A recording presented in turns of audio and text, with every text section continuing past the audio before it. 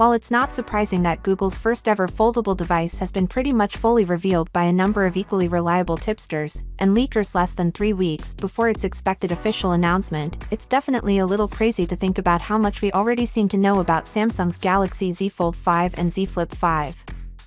These highly anticipated sequels to the most popular and, let's be honest, best foldable phones in the world right now are unlikely to arrive before late July, but believe it or not, the same insider who recently revealed the two screen sizes with 100% confidence is now back to spill the beans on one of the next-gen device's full measurements. The product looks to have undergone considerable alterations, yet Ice Universe, a normally credible source, has said that the majority of the changes are hardly discernible. As a result, this may be regarded the least changed version of the Samsung Folds thus far. Assuming these estimations are correct, the Galaxy Z Fold 5 will be just 0.2 mm shorter, narrower, and thinner than its predecessor when unfurled, with dimensions of 154.9 by 129.9 by 6.1 mm. The folded width of 67.1 mm is projected to stay constant. Furthermore, the Z Fold 5 is expected to weigh 254 grams, which is 9 grams less than the Galaxy Z Fold 4.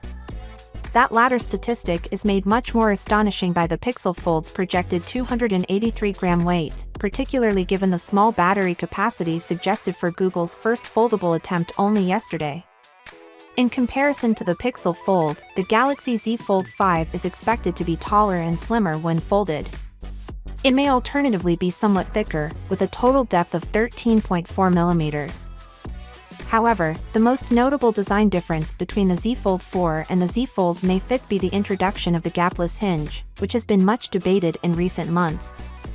Samsung is expected to fix this problem with the Z Fold 5 by including a gapless hinge, which would not only lower the device's thickness but also allow for a single consistent measurement rather than a range of 14.2 to 15.8 mm. This would increase the device's overall visual appeal. Finally, what are your thoughts about it? So without being said, let me know your thought in the comment below, and if you are new here, please subscribe. Peace out.